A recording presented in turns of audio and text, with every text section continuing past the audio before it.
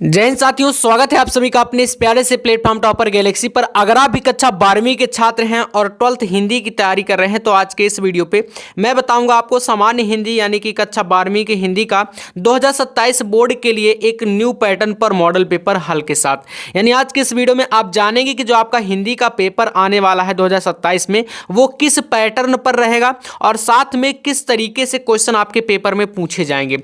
तो चलिए शुरू करते हैं आज के इस वीडियो में। यहाँ पर आप देख सकते हो ऊपर अनुक्रमांक और नाम डालने का इस प्रकार से आपको विकल्प दिया जाएगा, यानी कि आपको जगह स्पेस रहेगा इस तरीके से। बात कर ले समय की, 3 घंटे 15 मिनट आपका पेपर का हल करने का समय रहेगा। पूर्णांक आपका 100 नंबर का रहेगा। इस बार कोई बदलाव नहीं है पेपर के पैटर्न में, आपको 100 नंबर का पेपर ही देखने को मिलेगा। अभी बहुत सारे बच्चों के दिमाग में जो चीज चल रही है कि भैया न्यूज आई है कि पेपर 80 नंबर का होने वाला है, क्या ऐसा बिल्कुल नहीं है। 2027 के बोर्ड में आप सभी को सिर्फ 100 नंबर का पेपर देखने को मिलेगा और आपको फिजिक्स, केमिस्ट्री और बायोलॉजी में जो होता है वो 70-70 का रहेगा। तो हम बात कर लेते हैं यहाँ पर सबसे पहले कुछ नोट और निर्देश जो कि इस तरीके से पेपर में आपके दिए रहेंगे। इसी प्रकार से आपको यहाँ पर अच्छे समझ लेना, ठीक है, क्योंकि पैटर्न आपको पूरा समझना है। यहाँ पर देखोगे तो आपके निर्देश इस तरीके से, संपूर्ण प्रश्न पत्र 2 खंडों में खंडका और खंडखा में विभाजित होगा और यहाँ पर है सभी प्रश्न अनिवार्य हैं। इसके बाद यहाँ से आपके सामने स्टार्ट है क्वेश्चन। देखिए आपके सामने पहला क्वेश्चन कह रहा है कि इस प्रश्न के प्रत्येक खंड में 4 विकल्प दिए गए हैं, सही विकल्प चुनकर उसे अपनी उत्तर पुस्तिका में लिखिए। अब यहाँ से है खंड का, जैसे कि आपने देखा अभी जस्ट ऊपर कि भैया जो पेपर है वो 2 खंडों में रहेगा, खंड का और खंडखा। तो खंडका में भी 50 नंबर का क्वेश्चन पूछेगा और खंडखा में 50 नंबर, दोनों को मिला के बात करें तो 100 नंबर का आपका हिंदी का पेपर होता है। चलिए पहला क्वेश्चन कह रहा है मेरी असफलताएं किस विधा की रचना है। आपके सामने कहानी, आत्मकथा, डायरी और जीवनी, इस प्रकार से 4 विकल्प दिए हैं। अब आप सभी को पता है मेरी असफलताएं बाबू गुलाब राय जी की क्या है, आत्मकथा है। तो आपको विधा में यहां पर लगाना है आत्मकथा, यानी सेकंड ऑप्शन आपका सही है। टोटल पहले शुरुआत में 10 आपके एमसीक्यू टाइप के क्वेश्चन पूछे जाते हैं, यानी 10 बहुविकल्पीय प्रश्न होते हैं, जो कि 5 क्वेश्चन आपके हिंदी गद्य साहित्य के और 5 क्वेश्चन आपके हिंदी पद्य साहित्य के पूछे जाते हैं। तो इस तरीके से हो गया। अगला क्वेश्चन है घुमक्कड़ शास्त्र के लेखक आपके सामने। अब मैं डायरेक्ट आंसर पढ़ूंगा, तो यहां पर आपके पास है राहुल संकीर्त्यायन जी, जो कि आपका पहला आपका राइट आंसर हो जाएगा। अगला देखिएगा हमारे पास है निम्नलिखित में से कौन सा उपन्यास जैनेन्द्र कुमार जी का है, तो यहां पर सुनीता कर लीजिएगा। ऑप्शन नंबर हमारे पास क्या है, तीसरा सही है। अगला क्वेश्चन देखिए आपके पास यहां पर ब्राह्मण पत्र का संपादन भैया पंडित प्रताप नारायण मिश्र जी ने किया है, तो यहां पर हमारे पास ऑप्शन जो है थर्ड सही है, यानी तीसरा विकल्प आपका इसका क्या है, राइट हो जाएगा। बाकी आप जैसे देखें यहाँ पर भारतेंदु हरिश्चंद्र हो गया, प्रेम घन हो गया, बाल मुकुंद गुप्त हो गया, इन पे आपको नहीं लगाना। तो एक एक नंबर के बहुविकल्पीय होते हैं, तो आपको यहां पर तीसरा विकल्प लगाना है। अगला देखते हैं। अगला क्वेश्चन चिंतामणि रचना के लेखक भैया चिंतामणि निबंध है और इसके जो आपके रचनाकार हैं वो है रामचंद्र शुक्ल जी, है ना। तो ये क्या है, एक प्रकार से रामचंद्र शुक्ल निबंधकार के रूप में जाने जाते हैं, हम सभी को पता होगा ललित निबंधकार हैं। तो यहां पर ये निबंध विधा की रचना है। साथ में बात कर लेते इसके जो आपके लेखक हैं वो है आपके रामचंद्र शुक्ल जी, तो आपका सेकंड ऑप्शन यहां पर क्या होगा, बिल्कुल करेक्ट हो जाएगा। इस प्रकार से आप देख सकते हैं का, खा, गा, घा, अंगा, टोटल ये 5 प्रश्न यहां तक अभी आपके हुए। कितने हुए, 5। ये आपके हिंदी गद्य साहित्य से थे। अब इसी प्रकार से मैंने बताया कि टोटल 10 विकल्प आएंगे, यानी 10 ऑब्जेक्टिव आएंगे। तो अब यहां से स्टार्ट है प्रश्न संख्या 2 और 2 में पहला नंबर का नंबर, यहां से पद के ऑब्जेक्टिव है। अब देखिएगा भैया, तो 2 के का में कह रहा है अयोध्या सिंह उपाध्याय यानी हरिऔध, इनकी रचना कौन सी है बताइए। आपके सामने जयशंकर प्रसाद जी का कामायनी यानी महाकाव्य दिया है, हो ही नहीं सकता। वैदेही वनवास आपका यही सही विकल्प है, ठीक है। तो यहां पर हमारे पास क्या है, वैदेही वनवास में आप लगाएंगे, इसमें सेकंड ऑप्शन सही है। अगला क्वेश्चन देखिए आपके सामने यहां पर दिया है खा नंबर 2 का खा, सरोज स्मृति, यहां पर कर लीजिएगा, सरोज स्मृति कविता के रचनाकार हैं सूर्यकांत त्रिपाठी निराला, जयशंकर प्रसाद, सुमित्रानंदन पंत, महादेवी वर्मा, है ना। तो सरोज स्मृति आपको पता है सूर्यकांत त्रिपाठी निराला जी के है, तो कविवर निराला जी यहां पर हो जाएंगे हमारे right answer, option number first, ठीक है। तो इस तरीके से आपको एक नंबर यहां पर मिलेगा। अगला देखिएगा, और मैं रेगुलर आपको बता दूं, टाइम बता देता हूं, शाम को 6:30 पर, ठीक है, 6:30 पर आपको शाम को रेगुलर इसी चैनल पर आना है। शाम को डेली एक वीडियो आपको यहां पर मिलेगा इसी प्रकार से। अभी मैं आपको पूरे पैटर्न क्लियर कर रहा हूं, तो जितने भी आपके मॉडल पेपर हैं, ठीक है, जो आपके यहां पर मॉडल पेपर रहने वाले हैं वो सब मैं यहां पर सॉल्व कराने वाला हूं इसी चैनल पर, ठीक है। आपको फिजिक्स का मिलेगा, इसी में आपको केमिस्ट्री का भी मिलेगा, बायोलॉजी का भी मिलेगा, इंग्लिश का भी आपको मिल जाएगा, हिंदी का तो मैं आपको करा ही रहा हूँ, ठीक है। तो सारे विषयों की तैयारी यहाँ पर होगी इसी चैनल पर। आप सभी बच्चे बिल्कुल सब्सक्राइब कर लीजिएगा, रेगुलर आपको जुड़ना है शाम को 6:30 पर, और आपको इसी प्रकार से सारे विषयों की तैयारी यहाँ पर कराता जाऊंगा मैं, ठीक है। तो चलिए इसको कर लीजिएगा। जैसे उपमान मैले होगा, इसकी काव्य पंक्ति किसकी है, तो यहाँ पर आपको राइट आंसर जो चुनना है वो हो जाएगा अंग्रेजी, यहाँ पर आपको चौथा विकल्प, ठीक है। एकांतवासी योगी भैया किसकी है, एकांतवासी योगी, तो बाल मुकुंद गुप्त यहाँ पर आपको लगाना है, ठीक है। बाल मुकुंद गुप्त यहाँ पर आपको ऑप्शन थर्ड में दिख रहा है, ठीक है। लास्ट ऑब्जेक्टिव है, फिर इसके बाद हम गद्यांश पद्यांश की बात करेंगे। क्वेश्चन कह रहा है कि हिंदी काव्य के किस कालखंड को स्थूल के प्रति सूक्ष्म का विद्रोह कहा गया है। लाइन ये है, ठीक है, स्थूल के प्रति सूक्ष्म का विद्रोह, ठीक है। यहां पर स्थूल के प्रति सूक्ष्म का विद्रोह किस कालखंड को यानी किस समय को कहा, जैसे प्रगतिवाद, छायावाद, प्रयोगवाद और नई कविता। तो इसका जो राइट आंसर है वो आपका होगा छायावाद, ठीक है। यहां पर आपको लगा देना है ऑप्शन सेकंड में छायावाद, ठीक है। तो इस तरीके से ये हो जाएगा। चलिए, तो टोटल आपके 10 विकल्प यहां से समाप्त हो चुके हैं। अब हम क्या करते हैं, आते हैं अपने गद्यांश और पद्यांश पर। प्रश्न संख्या 3 यहां से स्टार्ट है। दिए गए गद्यांश पर आधारित प्रश्नों के उत्तर दीजिए। 10 नंबर का आपका ये क्वेश्चन होता है। इस तरीके से पैराग्राफ जैसे दिया है, साहित्य, कला, नृत्य, गीत, आमोद प्रमोद अनेक रूपों में राष्ट्रीय जन अपने अपने मानसिक भावों को प्रकट करते हैं। आत्मा का जो विश्वव्यापी आनंद भाव है वह इन विविध रूपों में साकार होता है। इस प्रकार से पूरा ये पैराग्राफ है। यहां से आप देख सकते हैं वह प्रत्येक संस्कृति के पक्ष को स्वीकार करता है और उससे आनंदित होता है, यहां से लेकर के स्वास्थ्यकर तक। इसके नीचे लाइन खींची गई, इसको बोलते हैं रेखांकित अंश। क्या बोलते हैं, रेखांकित अंश बोलते हैं। इसकी व्याख्या करने को क्वेश्चन कहता है। आइए प्रश्नों पर आते हैं। एक प्रश्न का 2 नंबर मिलेगा, टोटल यहां से 5 प्रश्न आपसे पूछे जाएंगे, ठीक है। ये चीज आपको ध्यान देना है। अब जैसे यहां पर आपके सामने पहला क्वेश्चन, उपर्युक्त गद्यांश का संदर्भ, यानी जो गद्यांश ये दिया था इसके अथवा में भी होता है एक, नीचे यहां पर आपको मैं दिखाऊंगा अभी। पहले इनके प्रश्नों को देखें, तो इसका संदर्भ लिखना है। देखो संदर्भ यहाँ पर इस तरीके से है, प्रस्तुत गद्यावतरण हमारी पाठ्य पुस्तक गद्य गरिमा में संकलित भारतीय संस्कृति के अध्येता डॉक्टर वासुदेव शरण अग्रवाल द्वारा लिखित राष्ट्र का स्वरूप, पाठ का नाम, और ये लेखक हो गए वासुदेव शरण अग्रवाल। इस तरीके से लिखोगे 2 नंबर यहाँ मिलेगा। या तो अगर आपका कई बार क्वेश्चन डायरेक्ट पाठ का नाम और लेखक का नाम पूछ लेता है तो फिर आप यहाँ से बता सकते हैं पाठ का नाम राष्ट्र का स्वरूप और लेखक आपके हो जाएंगे वासुदेव शरण अग्रवाल। 2 नंबर इसका मिलेगा, ठीक है। इस प्रकार से दूसरा क्वेश्चन, राष्ट्रीय जन अपने अपने मानसिक भावों को किन रूपों में प्रकट करते हैं, तो आपने यहाँ पर जस्ट देखा कि साहित्य, कला, नृत्य, गीत, आमोद प्रमोद अनेक रूपों में राष्ट्रीय जन अपने अपने मानसिक भावों को प्रकट करते हैं। शुरू के इसी लाइन में आंसर है, तो आप इस तरीके से आएंगे पैराग्राफ से देख करके और यहां पर आंसर लिख देंगे। तो मतलब देखो सारे क्वेश्चंस के आंसर आपको पैराग्राफ में ही मिलेंगे, बस पैराग्राफ को अच्छे से आपको ध्यान से पढ़ना है, सीखना है, ठीक है। तो ये हमारे पास इसका हो जाएगा, साहित्य, कला, नृत्य, गीत, आमोद प्रमोद अनेक रूपों में राष्ट्रीय जन अपने अपने मानसिक भावों को प्रकट करते हैं, इसका राइट आंसर, ठीक है। अगला देख लीजिए, आपके पास तीसरा क्वेश्चन, रेखांकित अंश की व्याख्या करो। मतलब जो मैंने बताया था कि जैसे यहां से लेकर के इसकी व्याख्या, जिसके नीचे लाइन खींची गई है पूरी, ठीक है, इसकी आपको व्याख्या करनी है। तो यहां से आओगे, हेडिंग डालोगे रेखांकित अंश की व्याख्या इस तरीके से, और फिर आपको इन्हीं लाइनों की मतलब थोड़ा बहुत बदलाव करके आपको अपने से जो है इसको पूरा लिख देना। ये आपके सामने जिस प्रकार से किया गया है, ठीक है। चौथा प्रश्न, आंतरिक आनंद की दृष्टि से किनमें एक सूत्रता है, तो जो व्यक्ति सहृदय होता है वह प्रत्येक संस्कृति के आनंद पक्ष को स्वीकार करता है, उसमें आनंदित होता है और उसमें एक सूत्रता है। ये आपका आंसर जो उठाया गया है ये पैराग्राफ से ही लिया गया है, ठीक है। उसी में आपका इसका आंसर है, पूरा अच्छे से पढ़ोगे मिल जाएगा। कौन सी भावना राष्ट्र के लिए आवश्यक है या स्वास्थ्यकर होती है, तो जो व्यक्ति सहृदय होता है प्रत्येक संस्कृति के आनंद पक्ष को स्वीकार करता है और उससे आनंदित होता है। इस प्रकार की उदार भावना ही विविध जनों से बने राष्ट्र के लिए क्या होती है, स्वास्थ्यकर होती है। ये देखो अंगा नंबर तक के 5 प्रश्न हो गए, मतलब एक प्रश्न का 2 नंबर, टोटल 10 नंबर का पैराग्राफ से आपके इस प्रकार के क्वेश्चन पूछे जाएंगे। अगर मान लो ऊपर वाला आप नहीं कर पाते तो फिर अथवा रहेगा आपके सामने विकल्प के तौर पर, ये एक पैराग्राफ दिया गया है, इसको भी पढ़ लीजिए। जैसे यहाँ पर है, पुष्पित अशोक को देखकर, अशोक शब्द आया मतलब समझ गए, अशोक के फूल, हजारी प्रसाद द्विवेदी जी का जो चैप्टर है वहीं से आपका ये लिया गया, ठीक है। तो इस तरीके से पुष्पित अशोक को देखकर मेरा मन उदास हो जाता है, इसलिए नहीं कि सुंदर वस्तुओं को भाग समझने में मुझे कोई विशेष रस मिलता है, कुछ लोगों को मिलता है, वे बहुत दूरदर्शी होते हैं। अब इस प्रकार से पूरा ये पैराग्राफ आपके सामने, ठीक है। इस तरीके से इसके टोटल क्वेश्चन जो होंगे वो 5 रहेंगे, ये आपके सामने दिया है। पहला प्रश्न, संदर्भ लिखे। भाई संदर्भ आप समझ गए, यहाँ पर मैंने पाठ का नाम बताया ही आपको कि भाई पाठ है आपका क्या है, अशोक के फूल है, ठीक है ना, अशोक के फूल। अब अशोक के फूल को किसने लिखा है, तो आपको पता है हजारी प्रसाद द्विवेदी। तो लेखक हमारे कौन हो जाएंगे, लेखक हमारे हो जाएंगे हजारी प्रसाद, आचार्य हजारी प्रसाद द्विवेदी जी, ठीक है ना। अब यहाँ पर जैसे कि नेक्स्ट क्वेश्चन रेखांकित अंश की व्याख्या, तो जो यहाँ से अंडरलाइन पोर्शन इसकी व्याख्या करनी है आपको।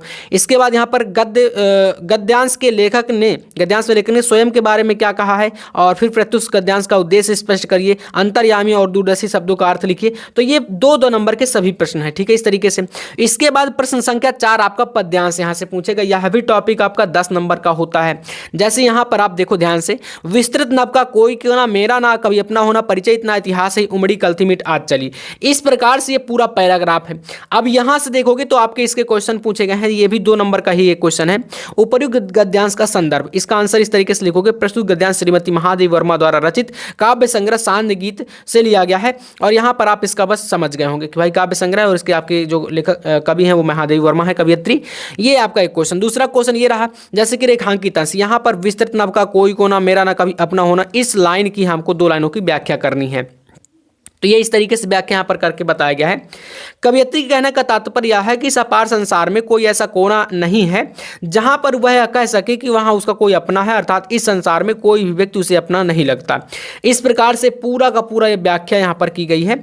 आपको बस लाइनों को बढ़ा चढ़ा के अपने से इनको पेश करते जाना है, आपका पूरा यहाँ पर क्या हो जाएगा, सही माना जाएगा, ठीक है।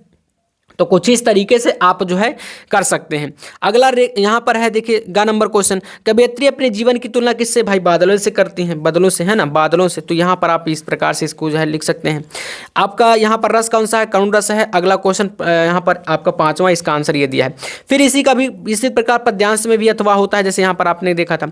जैसे इसमें क्या है, सुख भोग खोजने आते सब आए करने सत्य खोज, जग की मिट्टी के पुतले जंतु, आत्मा के मन के सरोज, जड़ता का हिंसा, स्पर्धा में भर चेतना, अहिंसा, नम्र, इस प्रकार से पूरा दिया, ठीक है। इसके क्वेश्चन की बात कर लें, ये पहला, दूसरा, तीसरा, चौथा और 5वां, टोटल 5 क्वेश्चन यहाँ पर हैं। 2 नंबर का एक क्वेश्चन यानी 10 नंबर का यह पैराग्राफ, ठीक है। तो गद्यांश और पद्यांश आपने समझ लिया किस तरीके से रहेगा। इसके बाद जस्ट यहां से स्टार्ट होगा प्रश्न संख्या 5, जिसमें पहला क्वेश्चन 5 के काम है, निम्नलिखित में से किसी एक लेखक का साहित्यिक परिचय देते हुए रचनाओं को बताइए। साहित्यिक परिचय देना 80 शब्दों में। आपके पास है वासुदेव शरण अग्रवाल, महत्वपूर्ण अब्दुल कलाम सर का है, हरिशंकर परसाई। तो मतलब इन 3 में से आपको किसी एक लेखक का करना है, और उसके लिए आपको मिलेंगे कितने, 5 नंबर। तो ये लेखक का था 5 के काम है। इसी प्रकार 5 के खा की अगर हम बात करें तो यहां पर किसी एक कवि का देखो पूछता है, इसमें भी वही सेम 80 शब्दों में आपको लिखना है, प्रमुख रचनाएं और साहित्यिक परिचय देना है किसी एक का। मैथिली शरण गुप्त जी का जैसे यहां पर दिया इसमें, और सुमित्रा नंदन पंत जी का है, सच्चिदानंद हीरानंद बादशाह अज्ञे जी का है। तो टोटल यहां पर 3 दिए गए हैं, 3 में से कोई एक आपको करना है, जिसके लिए आपको 80 शब्द में लिखना है, और इसके लिए आपको मिलेंगे 5 अंक, ठीक है। तो बाकी जीवन परिचय लिखना कैसे, ये सारी चीज़ों पर मैं वीडियो अलग से ला दूंगा। बाकी अभी आप इस यहाँ पर वीडियो में आपको पूरा पैटर्न को अच्छे से समझना है, ठीक है। तो ये हमारे पास लेखक और कवि दोनों के जीवन परिचय का पैटर्न था, ठीक है। इसके बाद 5 नंबर के यहाँ पर आपसे पूछेगा कहानी। जैसे यहाँ पर है आपके सामने ध्रुव यात्रा और बहादुर, अथवा लगा है बीच में। फिर इसमें भी आपको कहानी पर प्रकाश डालिए 80 शब्दों में, इसमें और अभी आगे अथवा है, फिर नीचे पंचलाइट है। मतलब 3 कहानियाँ, पहली ध्रुव यात्रा, दूसरी आपके पास बहादुर, तीसरी पंचलाइट। सभी में अथवा, मतलब 3 में से कोई एक ही आप करो, ठीक है, 3 में से कोई एक करो, जिसके लिए 5 नंबर मिलेगा। तो इनमें से मैं आपको 2027 में अगर आपको पेपर देना है तो सजेस्ट करूंगा कि आप बहादुर कहानी और पंचलाइट कहानी कर लो। बाकी 2 में से आपका 100% 100% गारंटी है कि एक आपकी आ ही जाएगी, ठीक है।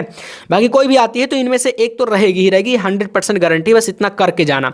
और बाकी इन सब का अगर आपको फुल PDF चाहिए, फुल नोट्स चाहिए, तो नोट्स और PDF के लिए आपको प्ले स्टोर से topper Galaxy application, TOPPER GALAXY, ये ऐप है हमारा एक, टॉपर गैलेक्सी, प्ले स्टोर पर मिलेगा, इंस्टॉल कर लेना। या तो आप इस व्हाट्सएप नंबर पर 630 723 0149 पर मुझे व्हाट्सएप पर मैसेज कर सकते हैं, वहां से भी मैं डिटेल्स आपको भेज दूंगा, ठीक है। तो कुछ इस तरीके से आप यहां से PDF भी हमसे ले सकते हैं। बाकी आप यहां पर इनको कर लीजिएगा। अब इसके बाद 5 नंबर का एक टॉपिक आता है जो कि एकदम बोले तो फ्री का नंबर है। कैसे? स्वपठित खंड काव्य के आधार पर किसी एक खंड के एक प्रश्न का उत्तर दीजिए। अधिकतम शब्द सीमा है 80 शब्दों की। जैसे कि आपके जिले वार ये डिसाइड होता है, आपके जिले में जो भी आता है आपको सिर्फ उसी को करना है, ठीक है। यहां से देखिए अब जैसे कि त्यागपति हो गया, इसमें भी अथवा, सभी में अथवा रहेगा। सत्य की जीत, इसमें भी अथवा। सारे क्वेश्चंस को कर लीजिएगा, एक ही करना है जो आपके जिले में आता हो। रश्मि रथी, इसमें भी अथवा है, ठीक है। मुक्ति यज्ञ हो गया, सभी आपके हर क्वेश्चन में अथवा रहेगा। आलोक व्रत, श्रवण कुमार, तो जो आपके जिले में आता है सिर्फ उसी को करना है। इसके बाद यहां से हमारा खंड जो का है वो समाप्त हो जाता है। यहां से स्टार्ट हो जाता है हमारे पास खंड खा। जैसे मैंने बताया था कि खंड खा भी हमारा 50 नंबर का होता है। तो 50 नंबर आपने समझा ऊपर का पैटर्न, किस प्रकार से क्वेश्चन क्या कहां पर पूछा जाएगा।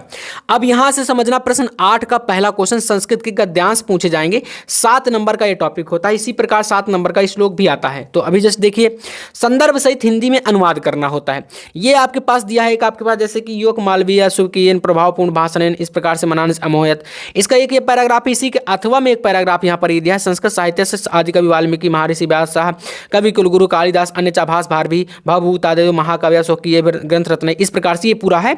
अब इसमें देखो तो संदर्भ लिखने को आएगा जो कि 2 नंबर का होता है। तो यहां से है, प्रस्तुत अवतरण हमारी पाठ्यपुस्तक संस्कृत दिग्दर्शिका के संस्कृत भाषा या महत्वम नामक पाठ से अवतरित है। ये 2 नंबर का है संदर्भ।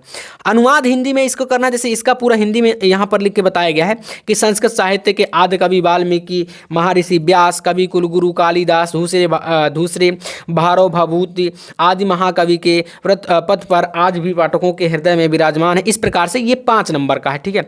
तो 5 नंबर हिंदी अनुवाद का, 2 नंबर संदर्भ का, टोटल 7 नंबर का इस प्रकार का संस्कृत में ये टॉपिक आता है। सेम ऐसे ही 7 नंबर में आपका पद्यांशों में यानी कि संस्कृत के श्लोक भी पूछे जाते हैं, जो कि आपके संस्कृत हिंदी अनुवाद सहित यहाँ पर देखोगे तो 2 श्लोक आते हैं। जैसे ऊपर पैराग्राफ में भी अथवा था, इसमें भी यहाँ पर अथवा है। तो इसमें देखिए, एक श्लोक ये दिया है, ना में रोचते भद्दम व उलोकस्य विशेषणम अकुर्दस्य मुखे पश्य कथम कुको भविष्यति। एक इसी का अथवा में यहाँ पर दिया है एक श्लोक दूसरा वाला, जैसे कि जल बिंदु निपात्रें क्रम सह पूरिते घटा स हेतु सर्व विद्यानाम धर्मस्य च धनस्य, इस तरीके से ये है। अब इसका आप उत्तर देखो, संदर्भ यहाँ पर लिख के बताया गया इसका, ठीक है। यहाँ पर यह श्लोक हमारा संस्कृत दिग्दर्शिका के सुभाषित रत्नानी वाले पाठ से है, तो ये 2 नंबर इतना बताने का मिलेगा। फिर इसके बाद अगर मैं बात करूँ तो हिंदी अनुवाद में इस तरीके से लिख देना है, भैया यहाँ पर श्लोक में क्या कर रहा है, जल बिंदु निपात्रें के अनुसार पूर्ते घटा, मतलब जल की एक एक बूंद से जिस प्रकार घड़ा भर जाता है, उसी प्रकार से धर्म हो, धन हो, सभी विद्याएं हो, ये सब निरंतर लगातार प्रयास करने से धीरे धीरे क्या होते हैं, इकट्ठे होते हैं। एक साथ आप इन सबको इकट्ठा नहीं कर सकते। तो इस प्रकार से हिंदी अनुवाद का यहाँ 5 नंबर मिलेगा और 2 नंबर संदर्भ का, 7 नंबर का टॉपिक ये होता है। तो 7 और 7 टोटल 14 नंबर की संस्कृत आएगी। समझ में आया? ये इसका पैटर्न है हिंदी, यूपी बोर्ड कक्षा 12वीं हिंदी के लिए, ठीक है, सामान्य हिंदी का है। 9वां प्रश्न है आपके पास, मुहावरे और लोकोक्ति में से किसी एक का करना है। यहां पर प्रश्न को ध्यान से पढ़िएगा आप लोग। अब जैसे कि आपके सामने यहां पर 4 दिए हैं, 2 नंबर का टॉपिक होता है ये। अन्न जल पूरा हो जाना, अपना ही राग अलापना, दाल में काला होना, सूरज को दीपक दिखाना। टोटल यहां पर कितने हैं? 4 दिए हैं। 4 में से आपको केवल एक करना है।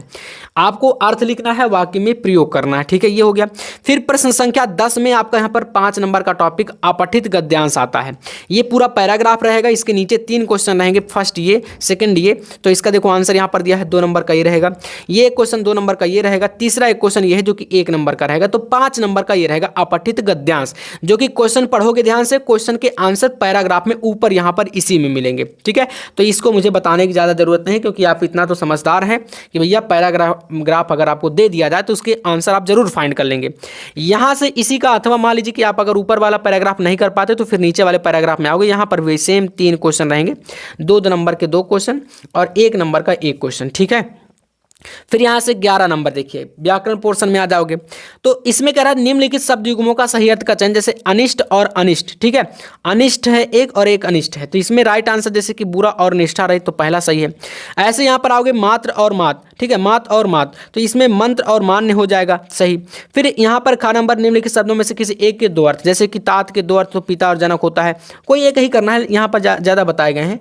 जैसे कि सुरभि के सुगंध और खुशबू होता है, शिखा का चोटी, पंखों का ऊपरी गुच्छा होता है, मधु के शहद और शराब, इस प्रकार से कर सकते हो। निम्नलिखित वाक्यों के लिए एक शब्द का चयन करिए, जैसे कि जो कम बोलता है उसको मितभाषी बोलते हैं, और ऐसे यहाँ पर जो कह रहा है कि बूढ़ा ना हो उसको हम क्या बोलते हैं? अजर बोलते हैं, ठीक है, इस प्रकार से अजर। तो ऐसे आपको यहाँ पर तो ये आपके पास मतलब एक एक दो दो नंबर वाले इस टाइप के क्वेश्चन होते हैं। अब जैसे एक क्वेश्चन यहाँ पर आपके सामने क्या कह रहा है कि निम्नलिखित में से किन्हीं दो वाक्यों को शुद्ध करके लिखिए। मतलब आपको एक दो कोई वाक्य हैं जिनको सही करना है, कुछ गलतियाँ होती हैं। जैसे मैं अनेकों बार दिल्ली जा चुका हूँ, है ना, तो इसमें कुछ गलती होगी, है ना। ऐसे ही सीता ने पुस्तक लिखा, अब लिखी कह सकते हो यहाँ पर, तो कुछ गलतियाँ रहती हैं जो उनको सही करना। गमला मेज में रखा है और मैं महेश को पढ़ाया हूँ, ऐसे कुछ गलती हैं, तो इनको वाक्यों को दो सही करके लिखना। फिर 12 नंबर क्वेश्चन जो होता है इसमें कह रहा है कि आपके पास दो दो नंबर के रस अलंकार आते हैं। करुण रस अथवा शांत रस का स्थायी भाव के साथ उदाहरण दीजिए, परिभाषा लिखना है, ठीक है, 2 नंबर एक मिलेगा अथवा में है। अनुप्रास अथवा उत्प्रेक्षा अलंकार में से कोई एक करना है। चौपाई और दोहा में से कोई एक करना है। ये सब टॉपिक 2 नंबर के हैं, 6 नंबर का ये आता है, ठीक है। इसी प्रकार आवेदन पत्र आपका 6 नंबर का होता है, जिसमें कौन कौन से दिए गए हैं, तो पहला है बैंक प्रबंधक को शिक्षा ऋण के लिए आवेदन पत्र, और इसी का एक अथवा है किसी पर्यटन स्थल की यात्रा का वर्णन करते हो अपने मित्र को पत्र। तो अथवा है मतलब कि आप या तो इसको कर सकते हैं या तो नीचे वाले कर सकते हैं, मिलेंगे आपको 6 नंबर एक आवेदन पत्र का। ऐसे ही आप लास्ट में आओगे तो यहाँ पर निबंध पूछेगा, जो कि 14 नंबर प्रश्न में निम्नलिखित में से किसी एक विषय पर लिखना है। विषय कौन कौन से हैं देख सकते हैं यहाँ पर आपके पास 9 अंक का निबंध होता है कक्षा 12वीं में, 9 नंबर का निबंध पूछा जाएगा, समझ रहे हो। पर्यावरण के ऊपर हो गया, विद्यार्थी जीवन में अनुशासन का महत्व, वर्तमान समय में नारी की शिक्षा के ऊपर हो गया, साहित्य और समाज में संबंध हो गया, राष्ट्रीय शिक्षा नीति 2020 यानी न्यू एजुकेशन पॉलिसी 2022। तो इस प्रकार से 5 टॉपिक यहाँ पर आएंगे, जिसमें से किसी एक टॉपिक पर आपको निबंध लिखना है। तो ये पूरा हमारा क्या है, पैटर्न रहने वाला है, जो कि न्यू पैटर्न 2027 के लिए। इसी पैटर्न पर आपको 12th हिंदी का पेपर आएगा, जो कि 100 नंबर का होगा, ठीक है। तो इस पेपर को अच्छे से देख लीजिएगा। बाकी इसका अगर आपको फुल PDF चाहिए, पूरा अगर आपको इसका PDF चाहिए, तो भैया PDF कैसे मिलेगा, तो मैं बता देता हूँ। इन सब का आपको PDF अगर चाहिए तो हमारे ऐप पर मिल जाएगा। प्ले स्टोर में जाओ और सर्च करो topper TOPPER GALAXY, topper Galaxy search कर लेना प्ले स्टोर पर। इस नाम से एक ऐप आएगा जिसमें 50,000 प्लस डाउनलोड होंगे, यानी इतने बच्चों ने डाउनलोड किया है। आप भी डाउनलोड करके रजिस्टर कर जाना वहां पर और डिटेल्स मिल जाएगी। बाकी अगर कोई दिक्कत आती है तो आपको मैं एक व्हाट्सअप नंबर दे रहा हूं, इस नंबर पर आप मुझे मैसेज कर सकते हैं। नंबर नोट करना 630 723 0149, ठीक है। इस पर मुझे व्हाट्सएप पर हाय मैसेज कर लेना, डिटेल्स मैं शेयर कर दूंगा। बाकी चलिए मिलते हैं नेक्स्ट वीडियो में नेक्स्ट टॉपिक के साथ, तब तक के लिए जय हिंद, वंदे मातरम।